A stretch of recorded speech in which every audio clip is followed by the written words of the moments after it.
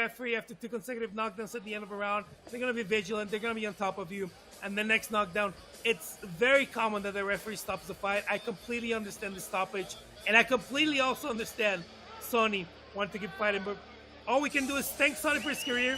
Thank Sonny for everything he did in Laredo, in those Laredos, Laredo, Nuevo Laredo, for MMA, for kickboxing, everything he does as a teacher, everything he does as a coach, everything he does as a teammate, everything he does, honestly, as a co-worker. We really appreciate Sonny in Naciones MMA. He wanted to fight, he had the opportunity, gave it everything, gave it all as he always does, and that's the MMA retirement from Sonny Loco Luque. And he continues to do that with his own in Laredo. It's time for the ladies. And then August And 26th, remember, August Saltillo. 26th, Edgar Escárraga against Heriberto Tobar. Heriberto Tobar was close to fighting in Saltillo. Opponent missed weight, the fight couldn't happen. He wanted to come back to Naciones. Here he is, fighting in Saltillo against Edgar Escárraga. Our next fight, Paula Estrada, making her professional debut. Karen Martinez, a veteran of Naciones MMA, but also very young in her career, 2-1 in this atomweight fight in Naciones MMA. 7th fight of the evening.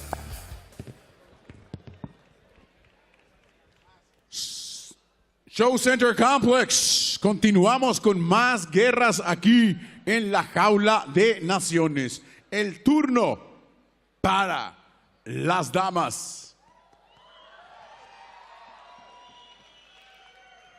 Va de nuevo. El turno para las damas.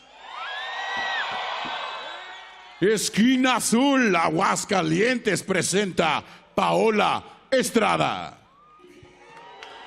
Mi gente para gozar, la sonora carruseles le va a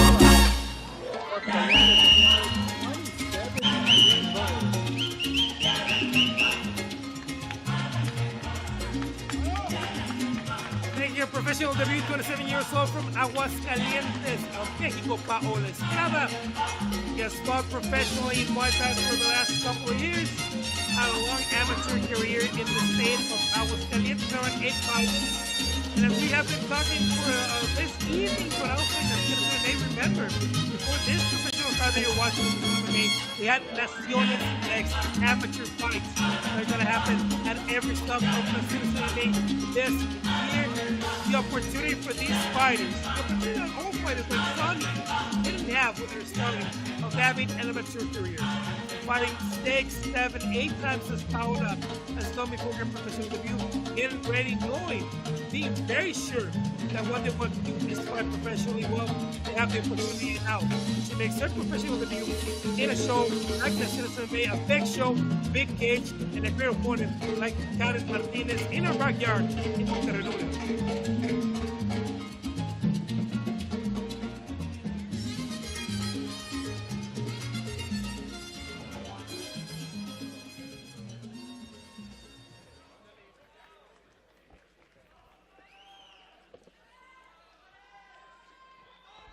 And now, the lady that's coming out from the red corner.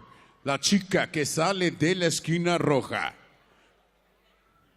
Monterrey, Karen Martinez.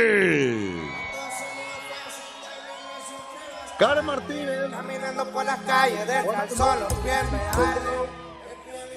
The last fight lost on a split decision, but she's back home. Fighting in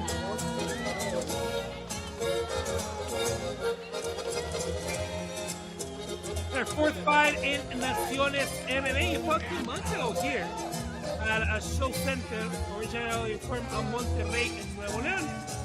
Both her wins have come via stoppage, 1 submission and 1 TKO via injury in her last fight. Trains the Lions Alpha team with Nino Marroquin. We see with the white hat. Nino Marroquin, one of the most important names in a Monterrey mixed martial arts history. First as a fighter and now as a coach of his team, Lions Alpha team. You know, one of those fighters that's a little unlucky. The boom of Latin American MMA, the boom of Mexican MMA in the UFC, in bigger promotions came just a little past his prime.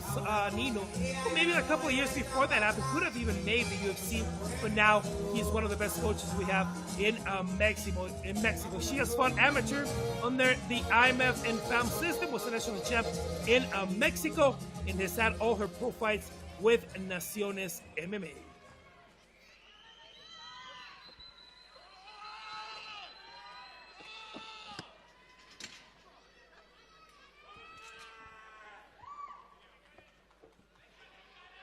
Live from the Zone y también por la plataforma, el canal oficial de Naciones por Twitch.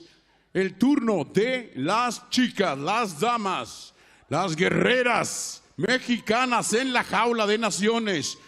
La división Átomo, las 105 libras. The next is an Atom Division bout under the 105 pounds. Presentamos primero a la chica que sale desde la jaula en la esquina azul. Ayer pesando las 103 libras, 103 pounds in the waiting. Es su debut profesional y viene de Aguascalientes, Aguascalientes. Paola Estrada. Y del otro lado de la jaula, on the other side of her cage, pesando las 105 libras exactas en la báscula, 105 in her waiting. Cuarta pelea como profesional, 2 ganados, 1 victoria, 2 wins and 1 losses. Ella viene de la ciudad de las montañas, Monterrey, Nuevo León, México. Karen Martínez.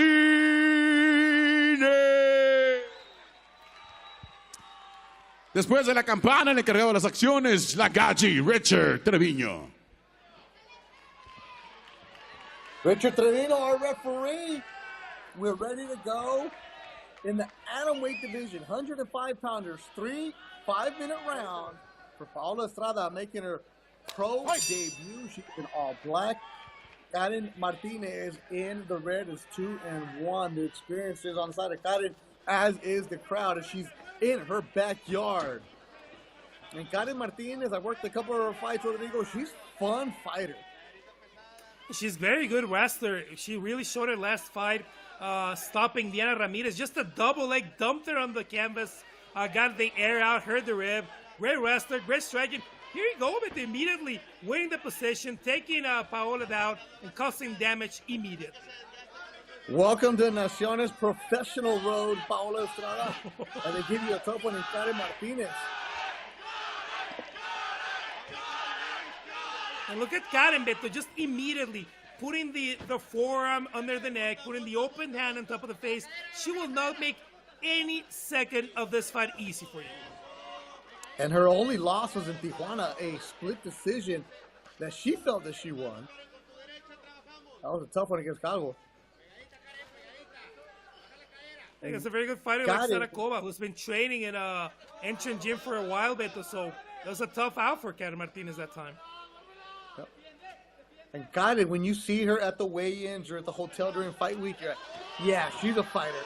She's coming in. She's pounding right away. Estrada. This might be it.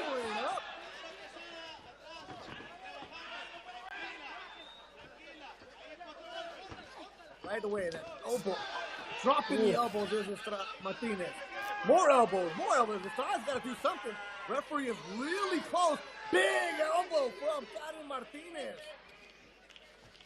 Karen doing whatever she wants early in the fight. Oh, big right elbow, another one. How much more? Referee is really close, asking for something, and that's it. Karen Martinez dominates and just works Paola Estrada a first-round victory for the Monterrey Nuevo León fighter. Holy smokes! We got the damage on Paola's face, Beto. Woo! Welcome to the And my goodness. And that's what I like about Karen Martinez, Beto. She's just a fighter. She doesn't take it easy. There's no easy mode. There's no starting mode. It's just 0 to 60 immediately. Went for the knees, went for the double, immediately in the awkward position. Elbows, elbows, elbows, elbows. Trying to fold Paola, trying to get a better position again. But look at the right leg. The right leg always looking to go down, always looking to get the knee there. Then framing. Again, elbow, elbow, elbow. There's no feeling your way into the fight. It's just elbows and hard.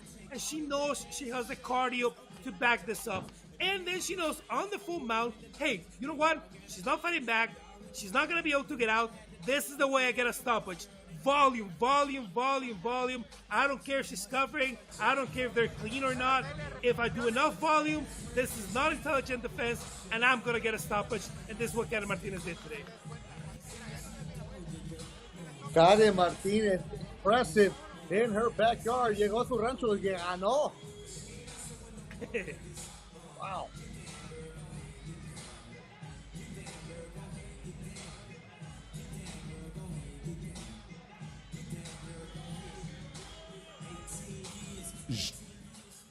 Ya tenemos el tiempo oficial del combate.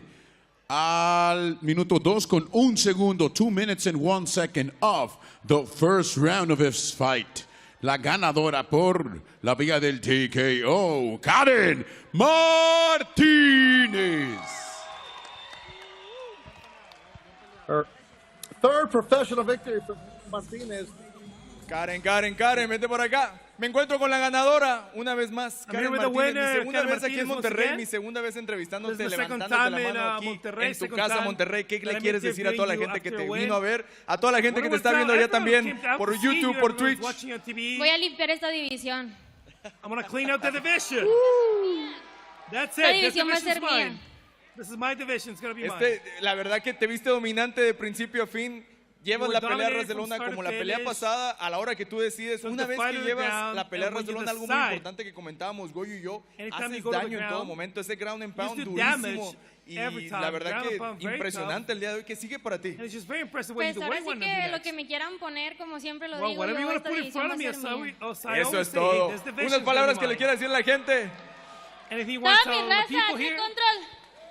¡Los quiero un chingo! Lions también, a todo mi equipo, gracias por todo el apoyo siempre. A TPC también, todo el equipo de TPC, los quiero un chingo. Eso es todo. Muchas felicidades, Karen. Seguimos adelante, compañeros. Karen Martinez, who goes to 3-1 as a professional fighter. Great win tonight, Beto, for Karen Martinez. It is. It definitely is. There you see the team taking that selfie. You got to get that. Make sure you follow the Naciones MMA Instagram account. They're going to post a highlight quick of Karen Martinez's first round. Stop it. 2 more fights to go. Torres Cerda, Cristian Güeros Torres from Guanajuato, and of course, Canavati and Messi. You got 7 down, 2 more to go. Naciones 15 in Monterrey, Nuevo León, Mexico. El perro de la silla. Looking good, feeling good in the MMA crowd at Show Center in Monterrey. Really loving the action. It's a vibe inside the Show Center. And it just continues to get better every single show, every single appearance. Malu Vargas, Mr. Bonilla, they do a great job of bringing Naciones MMA and South American sports in Saltillo. The tail of the tape. This young man, the first time I saw him in Saltillo last year, I said, wow, I want to see him develop. And tonight he takes on tough Cristian Cerda, the veteran of 14 fights. And the reason why you're going to put up a grown man against young Cristian Torres is that damn good. I can't wait to see this one.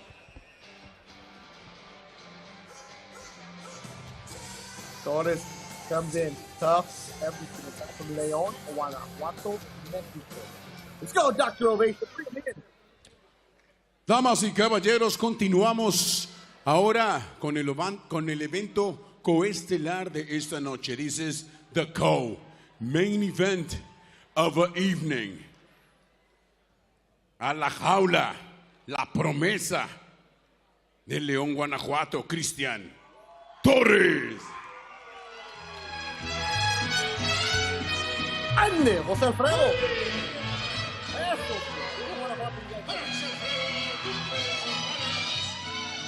He's only 22, but he knows the classics. This young man, a lot of talent. 3-time national champ of amateur MMA, bronze medal in the world amateur champion from León, Guanajuato. He's the nephew, he's in the family of one of the pioneers. There you see him in the corner. Carlos St. Torres, one of the pioneers of MMA in Mexico. He's his uncle, he's his main training coach. at Yudansha system. There are a lot of them from the Yudansha crew in Monterrey for this fight. 4 fights, 4 wins, 4 finishes, 4 subs, 3 armors, 1 heel hook. His longest fight so far didn't go past the 1 minute mark of the second round in his debut against Ricardo Hurtado. Finished out with an armbar.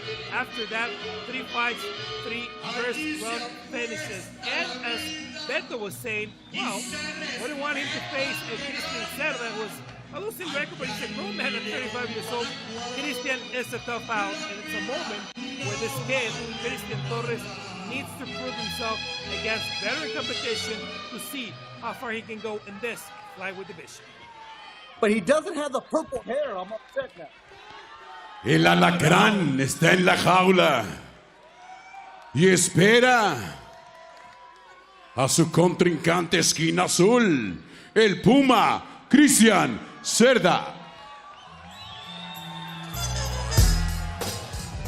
All right. El Puma, Christian Cerda. Nuevo León. He's a veteran. He knows what he's up against. From Apodaca, Nuevo León, and if you're not familiar with what we're hearing, Azahuaca Zahual, one of the most represented hip-hop duos from Monterrey, Nuevo León, Control Machete, 35 years old, with 6-8 on record, second fight in Naciones MMA, was originally slated to debut in Naciones MMA 3 in January of 2022. He's going to fight Daniel Vares, by the way. Hey, 2 Naciones MMA alumni got signed by the UFC this past week. Edgar Chavez was the main eventer at Naciones 3 in Tijuana last year, and the Spaniard Daniel Vares, they'll both be fighting in the UFC soon. Edgar fighting next Saturday at UFC 290. Unfortunately, Christian Datum had a death in the family, couldn't fight against Dani Vares, and then he made his Naciones debut in Naciones MMA 5 in Saltillo against the very tough out Paulino Siller. Trains out of Felinos MMA in Monterrey, Nuevo León, and now has a tough fight ahead of him with the young one, Christian Torres, the unbeaten fighter from León, Guanajuato.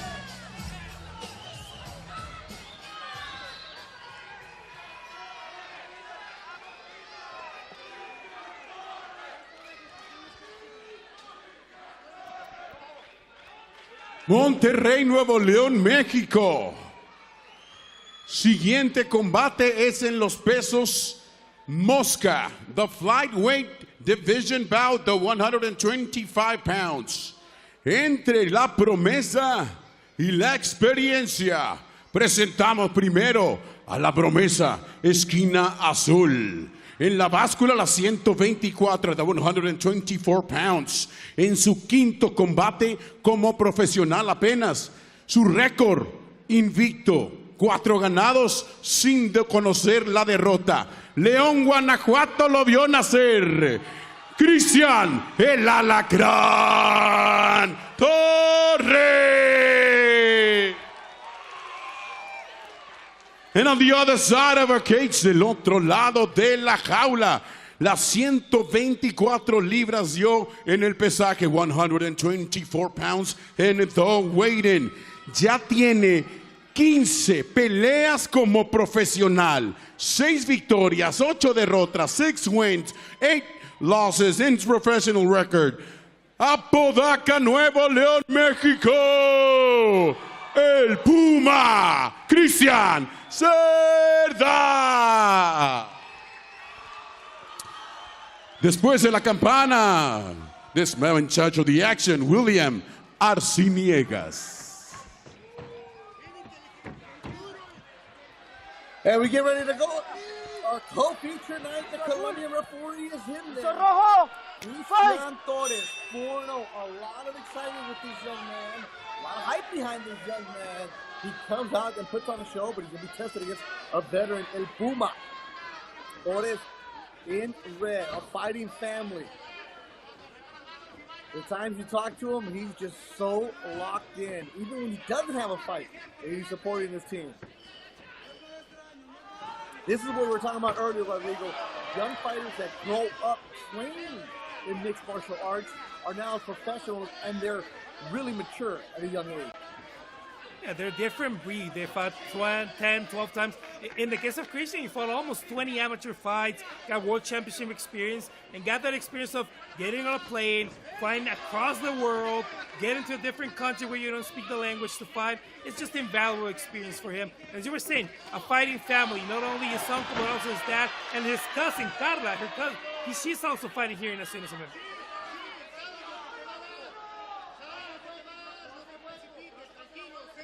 Cerda, the veteran, knows he doesn't want to get into a firefight with the young Torres.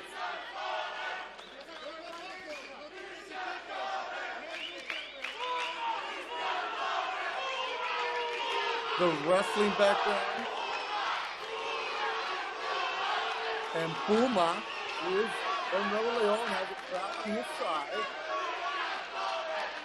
Nothing new for Torres.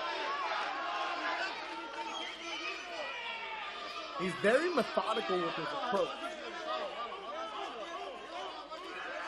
And this is exactly what I wanted to see from Christian. Patience, a lot of patience.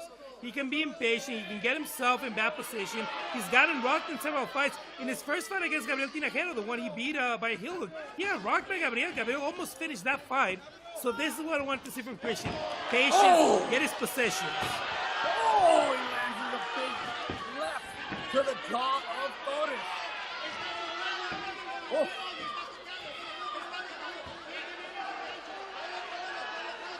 This is what we're talking about, methodical in the game plan from Torres. Hooks are in, flattening him out. They're asking in the corner, hey, hit the ear, get him flat across the canvas. And he's listening, he is hitting that right ear. Now he's hitting the left ear, right ear again.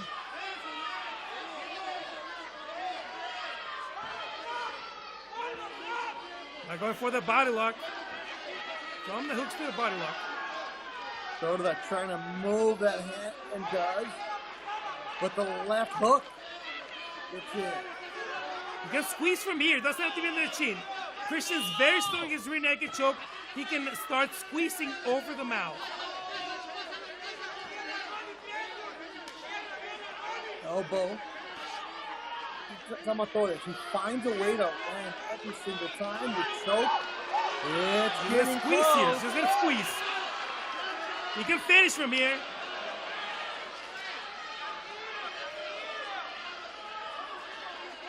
Cerda in trouble.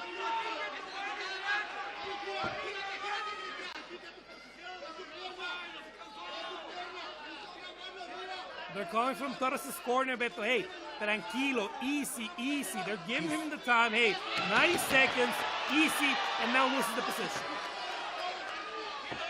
Good move by Cerda, the veteran, to get out of that position. What can he do with it? Gonna go for the armbar.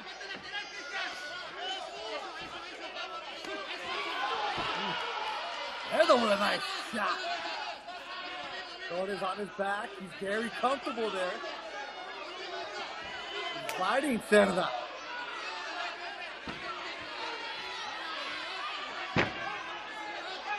Cerda's going to stay on his feet.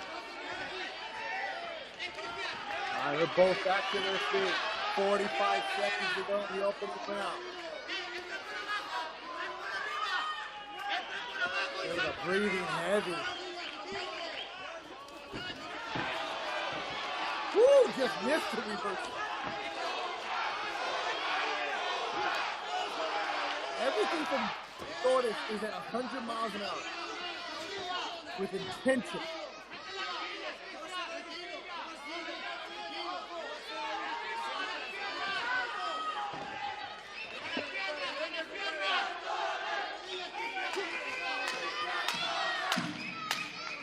Final seconds of the opening round.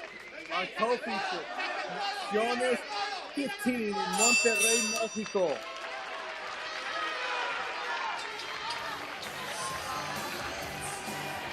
A clear 10-9 by Christian Torres in this first round against the very tough Christian Cerda. Patient Torres, as patient as we've seen him inside the Naciones cage, but being challenged by the veteran. This is exactly what we wanted to see from Christian Torres. Sink or swim against the veteran. That's a nice left hand. and then going back to try to finish the job. Here's the attempt of the rear naked choke, getting the body lock and then hitting hard on the side, and now trying to transition after losing the position for the armbar. Remember that Christian's longest fight was his professional debut, the 1 minute and 56 second. I'm sorry, the 1 minute mark of the second round. So if you see that clock go under the 4 minute mark, the countdown in the middle of your screen, it will be Christian's longest professional fight so far. And I'm thinking, Beto, against Christian Cerda, it is going to be the longest fight of his professional career. And this is exactly what Torres needed. He needed rounds, he needed time in the cage to get experience, to see some different looks.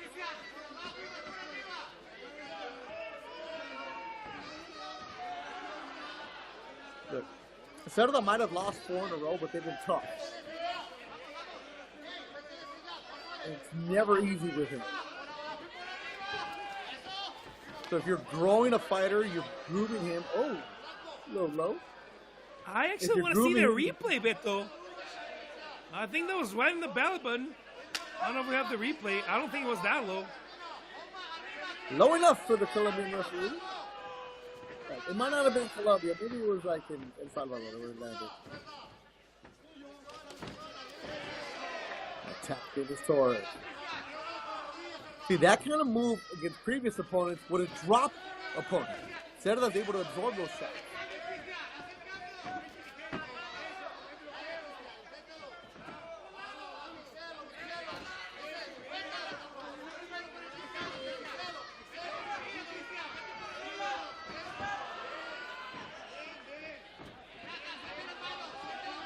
Torres in the red, bouncing around. Very smart fighter. Beat the left though, backs up. Cerda able to connect. Able to connect. Torres!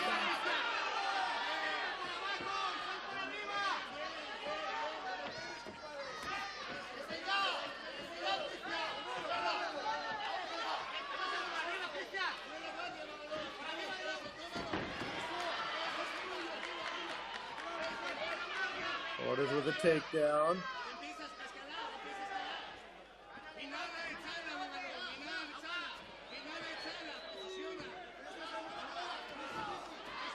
Choke from Torres.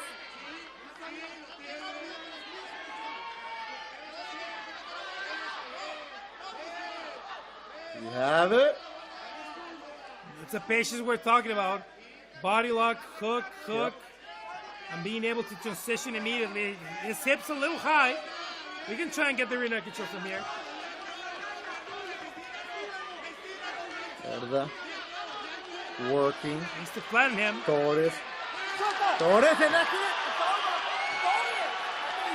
Defeated. The man from León, Guanajuato, Christian Torres, is now 5-0.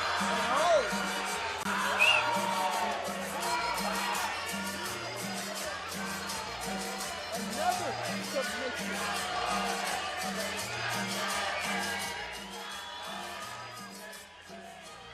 5 fights, 5 wins, 5 subs from Christian Torres, and that's exactly why this fight was made. Hey, you've been beating the opposition, you've been beating people with your same level of experience, you've looked very good against them. What's going to happen if we give you a veteran? What's going to happen if we give you an older fighter? Sink or swim? Christian was patient, imposed his game plan, took him to the ground again in the second round, and finished with the submission. From a fighter like Christian Torres, Beto, I'm impressed every single time he's in the cage, and again he was able to impress me against a veteran, against a hard fighter, a tough fighter like Christian Cerda, getting the win and the submission. What was the time though? Was this his longest fight? It was a little over 2 minutes, if I'm not mistaken, or almost 2 minutes. The countdown clock was in 3 minutes. This is what I love. Getting the body triangle just inside. You know when your opponent is done. You know when your opponent's tired. and you know exactly, you know what? This is where I need to push. This is where I need to choke with everything I have. That's exactly what Christian Torres did. Christian just turned white by the strength of the arms of Christian Torres. Again, 4 wins, 4 subs for the kid from León, Guanajuato.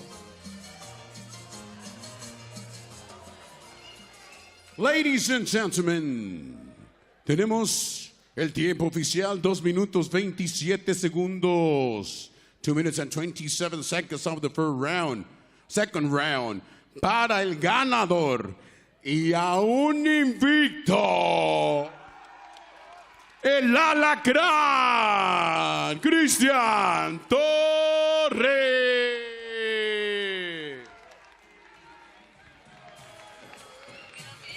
He's undefeated. Christian Torres. I told you I like this kid. And every single fight he improves. You see a new wrinkle added to his arsenal. We do need to make a petition here, Beto. I love Christian. I love what he fights. Hey, where's the purple hair? Didn't come back. Oh, he wants a belt. He wants a flyweight belt. Hey, if you give me the purple hair, okay, Beto. Then get the belt. Get the purple hair and we'll get the belt. He had purple. Did he have red one time? Blonde. It's 8 fights done, 1 more to go. Naciones MMA 15 in Monterrey. It is time for the main event. It's going to be a good one. Canavati, Messi. This is the main event of the evening, el evento principal de esta noche.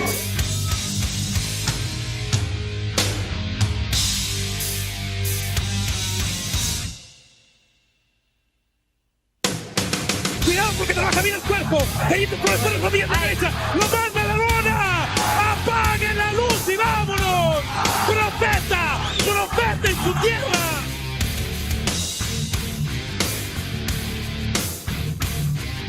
Esto es Naciones MMA, con toda la furia latina, desde Monterrey, Nuevo León, México.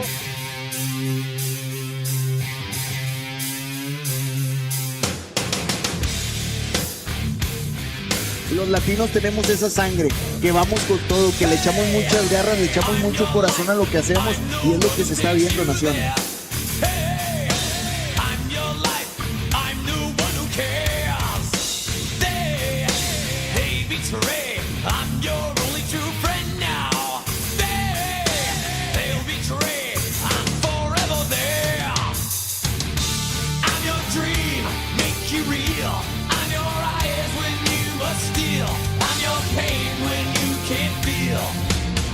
Demostrando quién es. ¡Señoras y señores!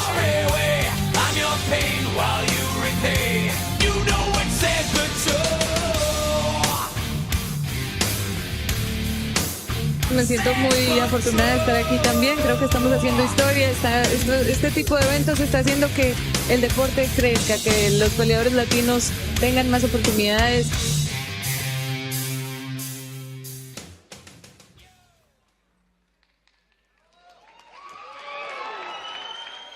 Main event time. Naciones 15 in Monterrey, Mexico. So the tip for this main event of the evening, Abraham Canavati 9-5, Carlos Cañada 11-13, 26 years old for Abraham Canavati. Easy on the way for both of them in the lightweight division. Abraham Canavati a tall, 6 feet tall. Everything ready for the main event of Naciones MMA 15 from Monterrey in Nuevo León. Let's go to the cage with Omar. Show Center Complex. Llegó la hora del evento principal de las noches. Los 2 perros más bravos de toda la perrera están allá atrás. A la jaula, esquina azul, Carlos, el Messi, Cañada. Tranquilo mientras el género urbano vigilo, asomando la mirada como un cocodrilo en el río Nilo, ajustando un par de cuentas pendientes antes de que llegue el Nilo. Sentado en una silla bajo una sombrilla en camisilla, con el perro mordiéndome la zapatilla, eructando tortillas en las tostadas con mantequilla. vida, apuntando al horizonte con un rifle sin mirilla. Mientras hablo solo como Don Quijote. Making his first walk to the Naciones MMA Games in Mexico. 36 years old, Carlos El Messi Cañada, who unfortunately have an expression in Mexico say El Llamerito, one that almost breaks through. And that is unfortunately the story of Carlos Cañada, who here, that's another try of breaking through. He's fought great fighters in his career. Hey, Del Rodriguez from Top Line American 3, Marco Chan, ex-former UFC fighter, Top Line American 1, Diego Lopez, the Brazilian, was a sensation in the Western circuit, now in the UFC. Daniel Danger there has also been a main eventer. That's going to say Messi Fuller, former UFC fighter, Walter Zamora, former UFC fighter, Jose Luis Verdun, great day from Mexico, and unfortunately hasn't been able to break through. That's maybe the last chance in his career, Carlos Cañada, fighting Abraham Canavati from a great team headed by Alfredo Tsunami Morales, one of the most famous fighters of the second wave of Mexican mixed martial arts in Mexico City. Here is Carlos El Messi Cañada making his Naciones MMA debut.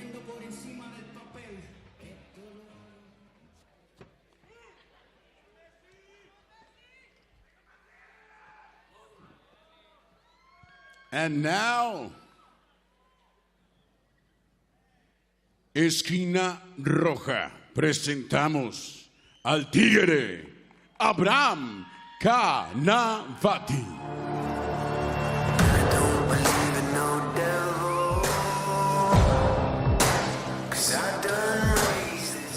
El Tigre coming off a big victory. Abraham Canavati. The crowd ready for the referee. His third main event in Naciones MMA. Abraham Canavati, his story is one of resilience. A fighter that had a record of 3-4 and now has won 6 fights in a row with 6 finishes in a row after being under 500. He's recovered his career with this great victory. On his right, Fernando González Treviño, former Bellator fighter, Naciones MMA fighter. Now he's talking at Cholo. Main eventer here in April. They have a new team, Grappling Pro, but also he's been training at the Ruka team in Southern California with one of the greatest coaches in the history of MMA, Jason Pereira. He was helping Chito Vera prepare for his fight in the UFC, but Jason Pereira took a liking for Abraham, taught him a lot. He's one of the greatest coaches in MMA history. Also, training Brazilian Jiu-Jitsu through Olimpo Academy, where he trains in Monterrey, Nuevo León, with Checkmate BJJ, the Vieira brothers, Leandro Vieira, who, if you know the MMA scene, you know from his work in the American Kickboxing Academy. Leandro, the coach of Ugraco, the coach of Daniel Cormier, the coach of Cain Velasquez in Brazilian Jiu-Jitsu. Abraham Canavati, kissing his wife, just had a kid a few months ago, the first one in this beautiful marriage. Is ready now for another main event in Naciones MMA. After an incredible back kick that sent Ivan Perez to the ground, was able to get the submission. Abraham Canavati making the walk once again as a main eventer in Naciones MMA.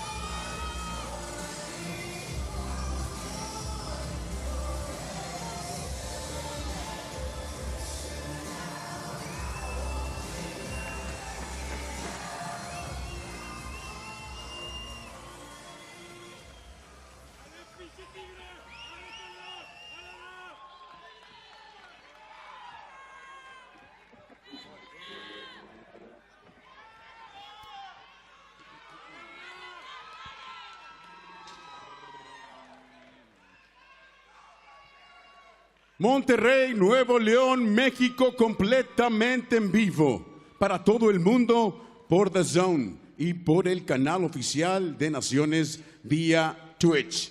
Este es el evento principal de la noche. Show Center Complex.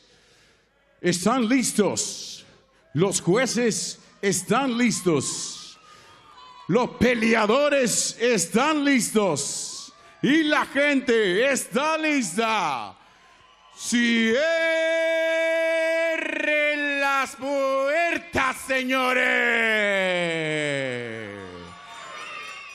Presentamos al peleador que sale de la esquina azul en la báscula a las 158 libras, 153 pounds in the scale. 25 peleas como profesional, 11 ganados, 13 derrotas, 11 wins and 13 losses is his professional record. De la ciudad más grande del mundo, Ciudad de México, Carlos el Messi Cañada.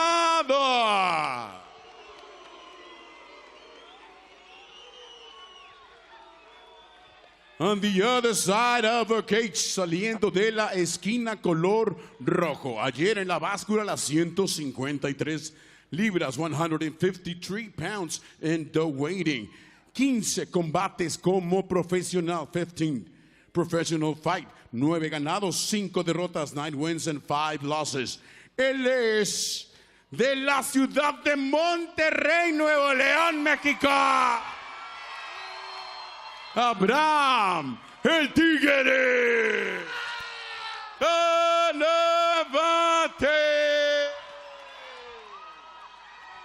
After the bell rang, the man in charge of the action, Jesus Valdez. Jesus Valdez, our referee. We're ready to go to the main event. Naciones 15 in Monterrey, Mexico. Main event, Tyler Rodriguez. We're going to get a good one. What do we expect? Abraham Canavati going for another win, looking for the submission. Carlos Cañada, one of the toughest fighters he's faced. Very durable, Gerd Starker.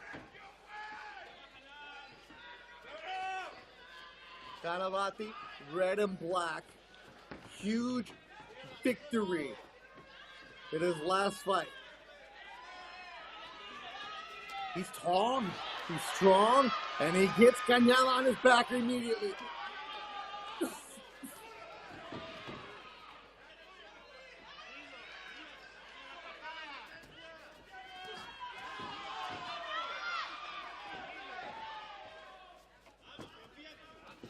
Immediately going for side control, trying for the mount. You see Cañada very calm. He's still a veteran, almost 30 fights. Nice sweep. Watch out for the armbar. Here from Canavati. Oh, watch out for Messi. Messi moving. Looking for the armor. Abraham was able to slip out. Now he knows. Now he knows that he needs to be very careful with Messi on the ground. El Tigre's last win was against Orco Perez, Goito's brother. A fun fight in Monterrey here at the show center. He's won 6 in a row. And 6 finishes in a row for Canavati. He leaps up. Full mount here for Cañada. Elbow from Go heavy with the elbows.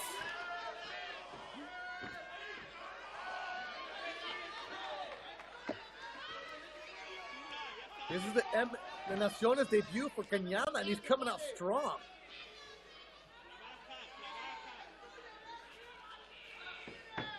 And Cañada, his opponents, Rodrigo, have always been nothing easy. He's always up against tough dudes, and you can see this. That's exactly what we're saying. That's the interesting part of this fight. Carlos Cañada has fought better opposition than Abraham. Not that Abraham can't beat that opposition. He just hasn't had the chance. And that was the purpose of this matchmaking, getting someone with big experience with a large fight, almost 30 fights in MMA, against Abraham to see if this streak of Abraham can hold up against a veteran like Messi Cañada. And Messi has fought against guys that have either been in the UFC or weren't in the UFC. Going for the triangle here, needs to adjust his knee. Needs to adjust the right leg, trying to get it behind the knee. And then straighten the arm, going for the armbar here too. Needs to get to the back of Cañada's head. He lost it, going for the armbar now. Not happening. He needed to go to the back of the neck, Neto. Just pulled Cañada in and then locked the legs tighter. Nothing. Cañada's elusive.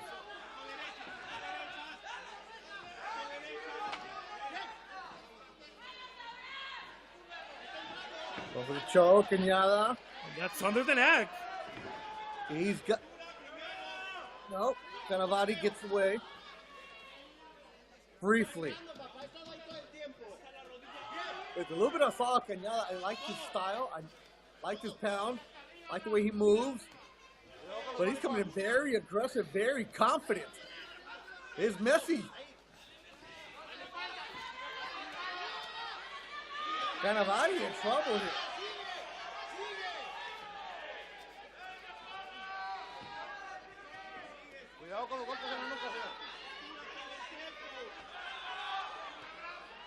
Our main event, Messi Cañada, coming in from Mexico City, the 36-year-old. Naciones debut. Where's he been? We should have used him earlier. Going for the choke. Watch out! Oh my! And he got him! Messi gets him! Carlos Cañada from Mexico City. Welcome to Naciones MMA.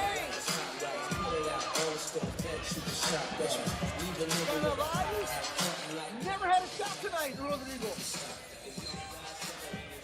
That is absolutely the biggest upset in Naciones MMA history, and it's not the win. It's actually not the win. Because we knew that, and that's what we're talking about. Abraham needed to test himself against a veteran like Messi Cañada. But the way he got the win, that to me is the biggest upset. Abraham didn't look in the fight, looked a little stubborn, looked a little timid. At the beginning of the fight, Messi got everything for him on the ground. I think Abraham lost his best opportunity when he was going for the triangle. Couldn't adjust, didn't reach for Messi's head, tried to pack it in and then go for the triangle. And then just got full mount, and every time he had full mount or a better position, Beto, Cañada was just hard. Hard with the elbow, hard with the punches, and just got the choke.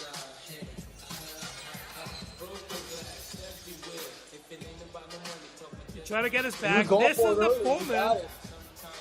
This is the moment where I think Abraham actually lost the fight, Beto. Couldn't get to Messi's head. Try to place it backwards, try to get the triangle. And then we're going to see the choke, how Messi's effective in isolating Abraham's leg and then going for the choke on the side. He's isolating Abraham's left leg with his own legs. We're going to see it forward. He was just heavy. So here, isolating one arm and then going for the choke. And that was it. Just an incredible fight by Messi Cañada. We talked, Beto, about not being able to break through, not being able to beat these big names. Well, he did it tonight in Naciones. Wow. Those center quiet. Messi. They can call his name.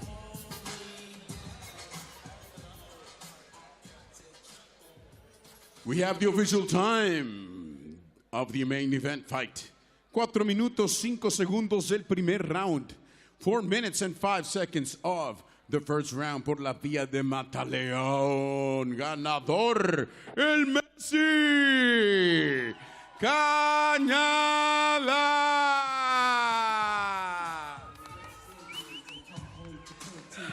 You see the emotion. Encuentro con el ganador de la noche, flamante ganador del evento estelar esta noche, Carlos, el Messi Cañada. ¿Cómo te sientes? Pues muy feliz, la verdad, muy contento. I'm very happy, honestly. Se trabajó very muy happy. duro. We worked very hard for mental this más que fight. nada, antes que físico. We're very mental, very intelligent for this Tu fight. carrera Very ha sido physical. así, siempre has tenido peleas duras, Your career has has been peleado like con lo this. mejor de lo You've had mejor tough fights, que México fought puede against the ofrecer en best las of the artes best marciales that mixtas, lo Mexico decíamos has en la in MMA. transmisión. El día de hoy te metías a la casa del enemigo, no era nada fácil en el evento estelar en contra del favorito Canavati. ¿Cuál era la mentalidad, cuál era la estrategia para venir esta noche y hacer lo que hiciste? Cabeza fría, escuchar a mi esquina y hacer lo que mejor hago, que es luchar, pegar, luchar. Así es, una persona fuerte físicamente, explosivo en todas las áreas. Felicidades por la victoria el día de hoy. ¿Qué sigue para ti en tu carrera? ¿Qué quieres más adelante ahora en esta ya amplia carrera en las artes marciales mixtas? Pues ahorita lo que se venga, estamos listos, estamos trabajando de una manera muy intensa, mejando muchas cosas, te digo, más mentales que físicas, porque todos sabemos que cualquier deporte te exige mentalmente algo. Entonces, estamos listos para lo que venga. Pues muchas felicidades por la victoria. Hoy vimos una evolución del Messi.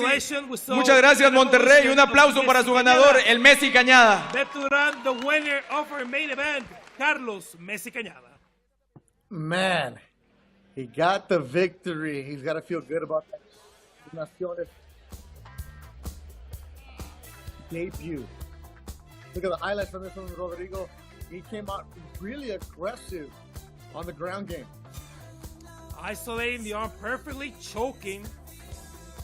Abraham Canavati, who had no opportunity to fight off the choke. And that's what we're saying. Messi Cañada was just overbearing tonight with Abraham Canavati. As he says, like, I did what I wanted to do. Wrestle and punch, wrestle and punch. He did it flawlessly. This is the other angle. Look at the arms. He's isolating the arm, and look at he twisting. His entire body twisting into the choke. Abraham had no opportunity of getting out of this. Carlos Cañada just, as we were saying at the beginning of the fight, Beto, the llamerito, as we say in Mexico, the one who's always about to turn the corner, very close. He did it today. He had an opportunity again. He's long in the tooth. He has a losing record, but a very tight record. We've seen him in close fights against top tier. Blah, blah, blah, blah, blah. Got the win tonight, but to finally turn the corner, and I can't wait to see what happens for Carlos Cañada. Yeah. Do not be fooled by that record. It's who did he fight?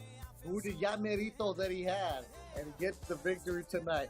Carlos Messi Cañada from Mexico City gets the victory in the main event at Naciones 15 in Monterrey. The show center in Monterrey emptied out. 9 fights total. Big victories. We had knockouts, we had submissions, and we had a fun show. August 26th, Saltillo, Mexico. That's where Naciones MMA is going to go. Goyito Perez, Rui Alvarado, they put on a show in Espanol. They did a great job. DAZN MMA, Spanish and English broadcast for you. That's exactly what they have. And make sure you follow the Naciones social media accounts for all. They had all the behind the scenes action. Go and check that out. The Naciones MMA Instagram account. Rodrigo, this was fun, man. This was a lot of fun. Great job by you. But the upset in the main event, man, I didn't expect that in the first round. And I appreciate it, Beto. I'm here working with the superstar, Beto Duran. We told you, trust the matchmaking. Trust the matchmaking. I understand. Hey, forget about the records. I know you don't know the fighters. Trust the matchmaking. There was a reason why Israel Guzman, our matchmaker, put this main event together. Do not be fooled by Carlos's record. The Llamerito, do not be fooled by that. This is why we wanted to test Abraham Canavati, and there it is. The streak is broken. Carlos Cañada had one of his greatest fights in his professional career. I had the honor to call a couple of his fights, and I think this is the best version of Carlos Cañada that we've seen, Beto. Just an incredible fight in the main event, and an incredible show here in Monterrey, Nuevo León. Good wins also for Christian Torres, who stays undefeated. He's now 5-0. Got it. Martinez gets the knockout in the first round. And of course, Naciones 16 in Saltillo, Mexico. Descarga, Tovar, August 6th. Make sure you follow all of that. Make sure you follow the social media pages for all the information on what's coming up with Naciones. Because in September, that's right, Córdoba, Argentina. Naciones going to Argentina for the first time in Córdoba. That's going to be awesome. A finalized date coming your way, but that'll be in September. So Agosto, Saltillo, Mexico. Septiembre, Córdoba, Argentina. Wait till you hear what's going on in October, November for Naciones. Make sure you follow everybody on the Naciones account for more information. 9 good fights. Thank you for watching us tonight on DAZN MMA. For Palu Vargas and for Bonilla, and for my partner Rodrigo Del Campo, I'm Beto Duran. Thank you for watching a fun night. Adios from Monterrey, Mexico.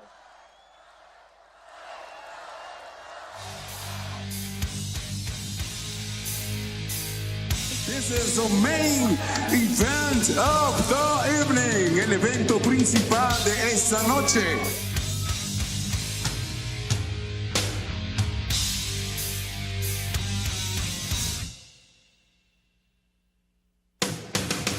Porque trabaja bien el cuerpo. Peito profesor de rodilla derecha. Lo manda a la lona. Apaguen la luz y vámonos.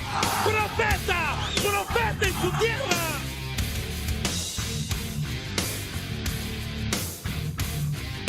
Esto es Naciones MMA con toda la furia latina desde Monterrey, Nuevo León, México.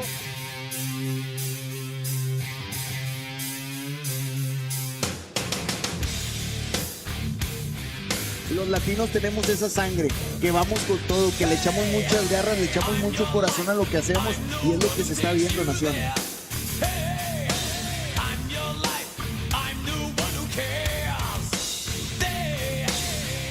betray. I'm your only true friend now. They'll betray. I'm forever there. I'm your dream, make you real. I'm your eyes when you must steal. I'm your pain when you can't feel. Demostrando quién es.